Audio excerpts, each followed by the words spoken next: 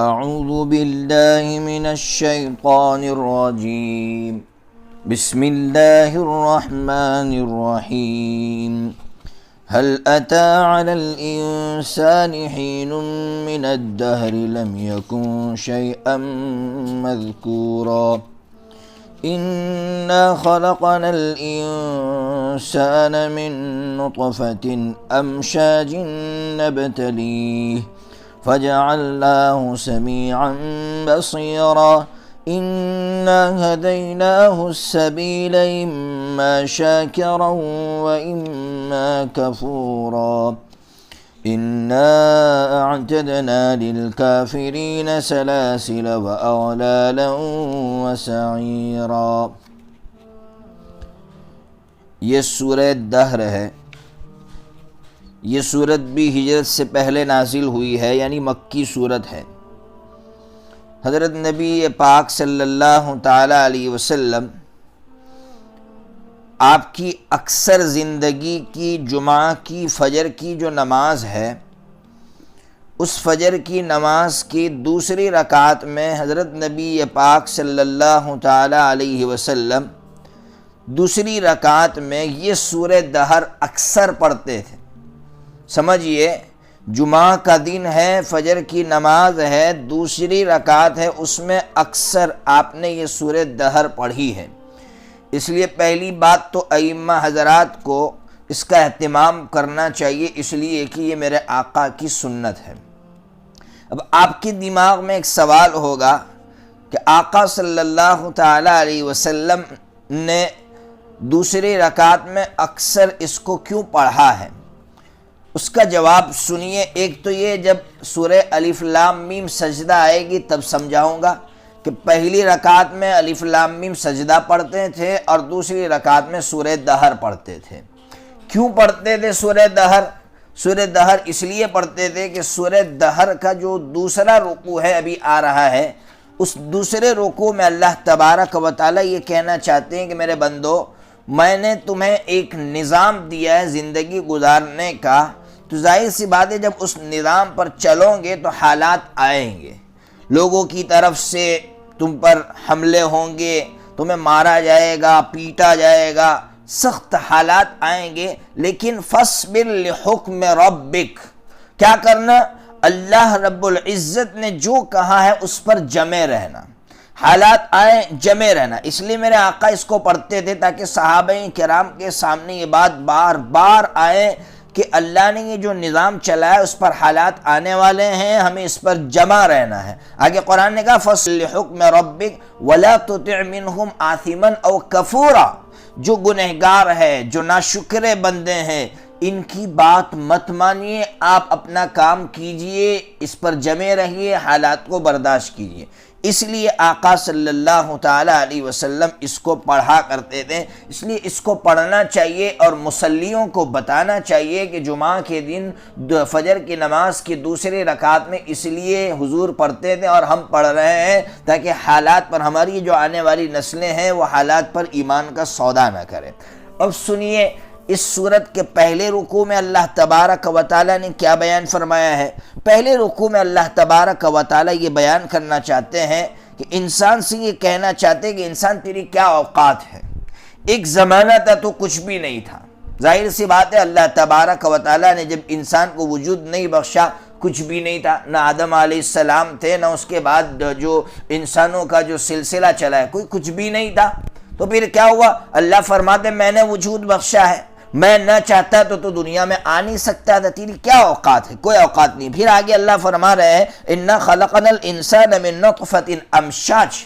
ارے تیری اوقات یہ ہے کہ ہم نے تجھے ملے جھولے ماں باپ کے نطفے سے بنایا ہے، ایک منی کے قطرے سے بنایا ہے. اس لیے تو زیادہ مت اترا اس سرزمین پر، تیری کوئی حیثیت نہیں تھی. وجود میں نے بخشا، نہیں تیرا وجود بھی کسی دوسرے کے بل پر ہے، کسی دوسرے کے سہارے ہیں. اس لیے تو کہاں اترا رہا ہے بھائی؟ اور دوسری بات، تیرے وجود پہ غور کر کہ منی کے نطفے سے تیرا وجود ہے، اس لیے تجھے اترانے کی ضرورت نہیں. ہاں، اس میں غور کر کہ اللہ نے مجھے وجود کیوں بخشا. تو آگے خود قرآن کہہ رہا ہے نبتلیہ، ہم نے امتحان کے لیے، آزمانے کے لیے تجھے وجود دیا ہے.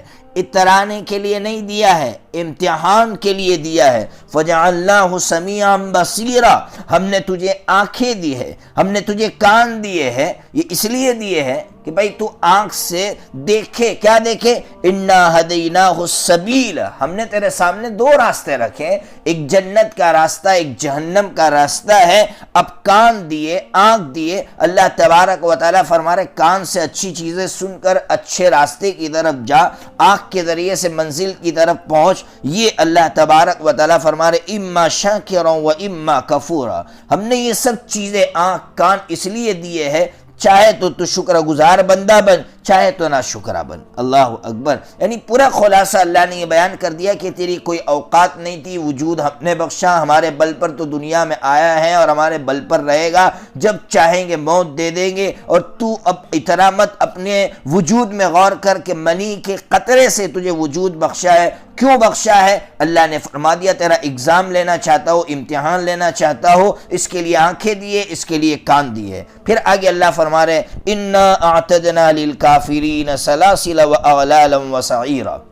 یاد رکھیے اس صورت کے اندر بھی اللہ تبارک و تعالیٰ اپنے بندوں سے یہ کہنا چاہتے ہیں کہ دیکھو دو قسم کے بندے ہوں گے، ایک شکر گزار بندہ، ایک ناشکرہ بندہ، دونوں کا انجام الگ الگ ہوگا۔ لیکن اس صورت کے اندر اللہ تبارک و تعالیٰ نے کافرین کے انجام کو بہت مختصر بیان کیا ہے۔ ایک آیت میں بیان کر دیا کہ کافرین کے لیے کیا بنا رکھا ہے، تو اللہ تبارک و تعالیٰ فرما رہے کافرین کے لیے ہم نے زنجیر، توق، جہنم، یہ چیزیں تیار کر رکھی ہے۔ اور نیک لوگوں کے لیے، تو نیک لوگوں کے لیے اللہ نے کیا چیزیں تیار کر رکھی ہے تفصیل سے بیان فرمایا ہے۔ اس لیے اس صورت کے اندر سب سے زیادہ اللہ تعالیٰ نے نیک لوگوں کے انجام کو ذکر فرمایا۔ اب سنیے نیک لوگوں کا انجام اللہ تبارک و تعالیٰ کیا بیان فرما رہے ان الابرار یشربون من کأس کان مزاجها کافورا، اگر نیک ہوں گے، شکر گزار بندے ہوں گے نا، تو اللہ تبارک و تعالیٰ کیا دیں گے؟ تو اللہ فرماتے وہ ایسی شراب پیئیں گے جس میں کافور کی ملاوٹ ہوگی، یعنی اللہ پینے کے لیے وہاں شراب عطا فرمائیں گے، اس میں کافور، یاد رکھیے دنیا کا جو کافور ہوتا ہے اس کی طرح آخرت کا کافور نہیں ہوگا، بلکہ مطلب یہ ہے کہ کافور جو ہے ایک ٹھنڈی چیز ہوتی ہے، اس کے اندر اللہ تبارک و تعالیٰ ایسا مادہ، ایسا میٹیریل ملائیں گے جس کی وجہ سے شراب بہت ٹھنڈی ہوگی اور ایسی خوشبودار ہوگی کہ جس کو ہم دنیا میں قیاس نہیں کر سکتے ہیں، دنیا میں اس کے بارے میں سوچ نہیں سکتے ہیں۔ اللہ فرماتے عینا یشرب بها عباد اللہ یفجرونها تفجیرا، اللہ فرماتے تم جانتے ہو وہ کیسی شراب ہوگی؟ وہ کافور کی ملاوٹ، تو اللہ فرما رہے ایک چشمہ ہوگا، اللہ کی جو نیک بندے ہوں گے نا اس میں سے پیئیں گے، اور کیسا پیئیں گے؟ یفجرونہا تفجیرا، اللہ اکبر، فرماتے جہاں لے جانا چاہیں گے وہاں لے جائیں گے۔ اس لیے علامہ سیوطی رحمۃ اللہ علیہ نے تفسیر الدر المنصور کے اندر عجیب بات لکھی ہے، فرماتے ہیں کہ جنت کی جو نہریں ہوگی، جو پانی ہوگا، تو اس کے لیے اللہ تبارک و تعالیٰ جنتیوں کے ہاتھوں میں سونے کی چھڑیاں دیں گے، سونے کی چھڑیاں دیں گے۔ مومن اشارہ کرے گا، جہاں اشارہ کرے گا نہر اسی رخ کی طرف پھر جائے گی۔ آپ یعنی دنیا میں سمجھنے کے لیے ہم ریموٹ کو سمجھ سکتے ہیں کہ ریموٹ کا بٹن دباتے ہیں تو وہ ایسا لگتا ہے ہمارے اشاروں پر سب چل رہا ہے۔ اللہ تبارک و تعالیٰ وہاں ایک ریموٹ دیں گے، ایک چھڑی دیں گے، اس چھڑی کے ذریعے وہ جنت کی نہر کو جہاں لے جانا چاہے گا وہاں لے جائے گا۔ کیوں اتنا بڑا انعام کیوں مل رہا ہے؟ تو اللہ تبارک و تعالیٰ فرما دے یوفون بالنذر ویخافون یوما کان شرہ مستطیرا، سب سے پہلی بات تو وہ منت کو پورا کرتے تھے۔ کیا مطلب منت کا؟ ایک تو ہم لوگ منت کا مطلب وہ سمجھتے ہیں کہ ہم نے منت مان لی، اور سب سے بڑی منت اللہ کی وفاداری ہے کہ ہم اللہ کے وفادار بندے بن کر جئیں گے، تو انہوں نے اس کو پورا کیا، وفا کیا اللہ تبارک و تعالیٰ کے ساتھ، اللہ کے ساتھ بے وفائی نہیں کی ہے، یہ ہے سب سے بڑا مطلب۔ اور دوسرا مطلب یہ بھی لیا جا سکتا ہے کہ وہ اگر منت مانتے تھے تو اس کو پورا کرتے تھے۔ اب منت کے تعلق سے کچھ چیزیں سمجھ لیجئے۔ پہلی بات تو یہ منت دو طرح کی ہوتی ہے، ایک تو ہوتی ہے منت جس کو کہتے ہیں نظر منجس۔ کیا مطلب نظر منجس؟